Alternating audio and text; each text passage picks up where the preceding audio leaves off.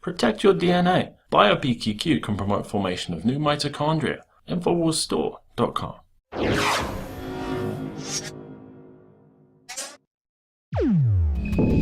Welcome back to the Nightly News, everybody. I am now joined by Thomas Arrington. He is a student at Queensborough Community College. His Twitter handle is @Jägermeister, and he was recently attacked on his college campus for wearing his Make America Great Again hat on. Thomas, you've got your hat on today. I hope you don't get attacked in your domicile right now. But real quick, tell me about your experience. What happened that day when you were attacked?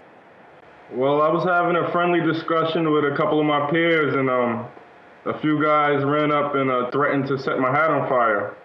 I kind of ignored them and went back to having my discussion. One of the guys flanked me, came behind me, tried to light me up.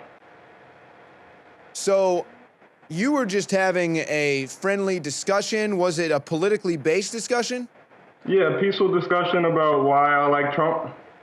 So here you are trying to have a civil conversation with someone who may disagree with you, may not. You're just trying to have a conversation, no big deal.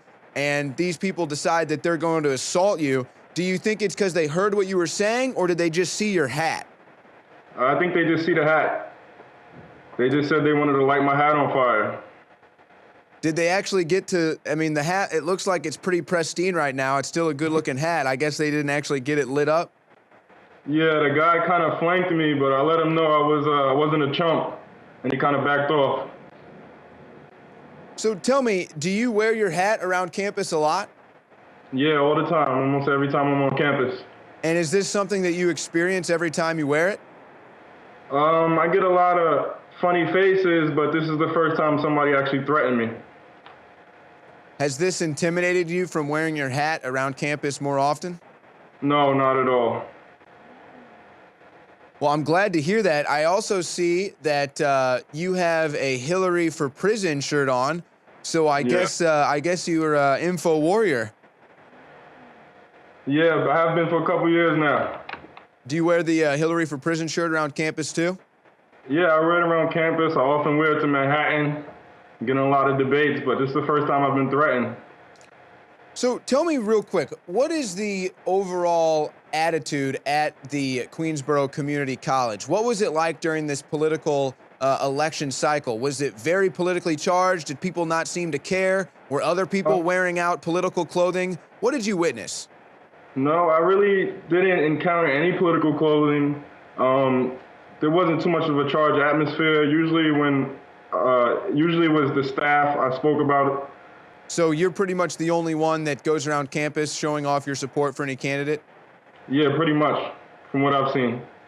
Now, there's been an interesting development here. After you tried to file a report of the people that tried to accost you on campus, it was kind of dismissed by the police, and it didn't make it to the dean's office. When you followed up, I guess it happened on a Thursday, the incident. You followed up on a Monday, and nothing was done. Talk about that experience.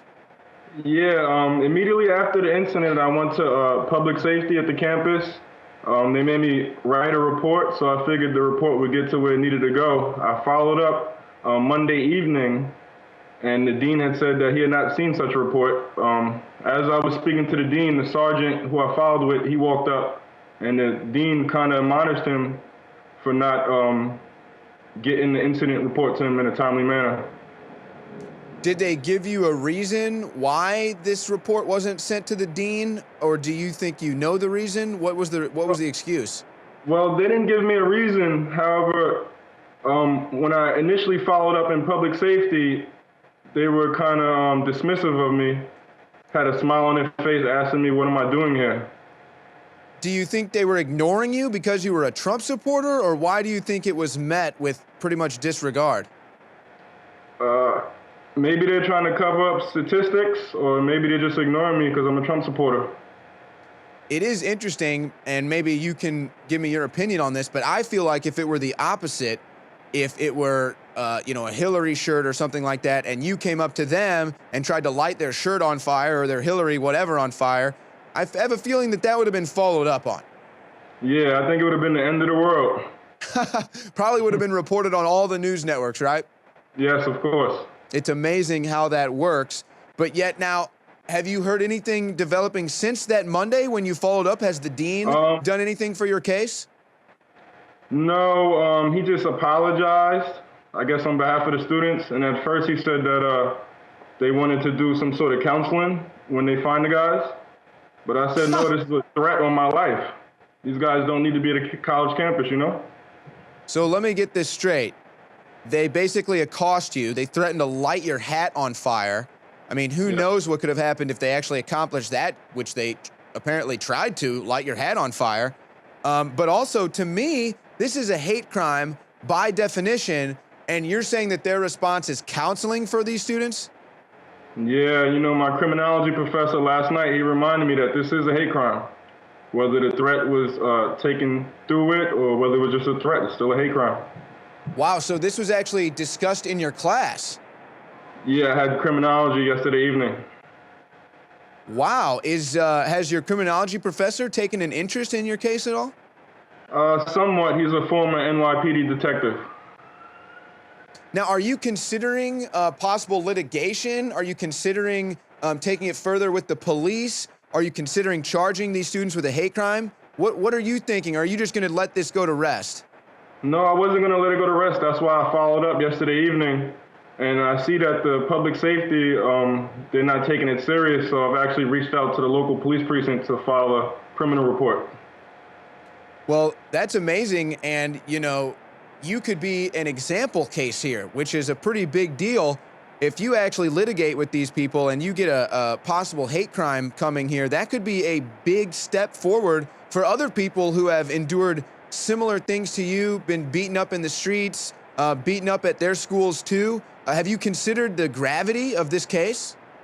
Yeah, I know it's really big. I've got a lot of support on social media, but only one local media outlet has taken up my story, unfortunately. Well, you certainly have our support at Infowars.com, and we'll make sure that we shed light on whenever developments come in this case. Now, in the story in The Observer, you talked about how you are a contributor to your society. You've been heavily involved with the nonprofit branch of your local parks department. And, you know, it's sad because here you are contributing to your community. I'd like for you to comment on that. But you mentioned how you were hoping this testifies to your character. I think it's sad that just because you're a Trump supporter, you have to stick up for your character as if you're some sort of a bad person. But tell us about your experience working in the with the nonprofit branch of the Parks Department. Yeah, so a few years back, I had started a local community group called Friends of Idlewild Park. And we work usually on environmental issues and just try to have people more involved in the community. So there you go. What do you know? A Donald Trump supporter who's out there involved in the community, trying to build a better community for his peers, and he gets his hat try to get lit on fire for that. Now, you had actually a powerful quote, and I'm just going to read this quote that they quoted you in The Observer. I thought it was brilliant. This is what you said when you were asked why you were a Trump supporter. You said, Hillary Clinton stated several times that if she's president, we're going to attack Iran. She also said she'd be willing to attack countries physically for a cyber attack. I don't think that's military doctrine anywhere in the world. She scares me. I have little brothers who are draft age. My girlfriend is draft age. I don't want them to get drafted. I don't want $10 a gallon gas. Really, out of anti-establishment and against continuation of all of Obama's foreign words. I thought that was brilliantly stated. Is there anything you'd like to add to that? Well, yeah, you know, I support Trump. He's a hometown hero. I'm here in Queens, New York. He's from Queens, New York. He's a very successful guy. He stands up for the people. So that's why I support him. Well, I thought it was brilliant the way you worded that. Very common sense that the average human you think would be able to absorb. And I thank you for your support of being brave in Trump. You can support whoever you want, but you're brave enough to go out there. Do you plan on continuing to wear your Make America Great Again hat, your Hillary for President shirt around campus? Yeah, it matches nice, right? That is a nice shirt. Yeah, show that shirt off for the camera. Hillary for Prison. That's the shirt at InfoWarsStore.com. Well, thank you so much, Thomas. We're going to keep tabs on this case with you, all right? All righty, thanks a lot. All right, there goes Thomas Arrington, sticking up for making America great again.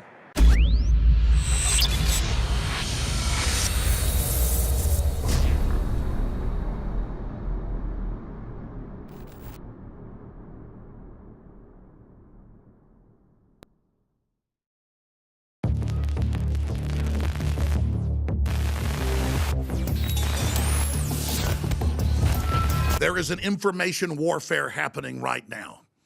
It's a fight for our minds. And Infowars.com is on the front lines. Download our free multimedia app at Infowars.com/app. It's free, it's on Droid, it's on Apple, you name it, Infowars.com/app. Take action!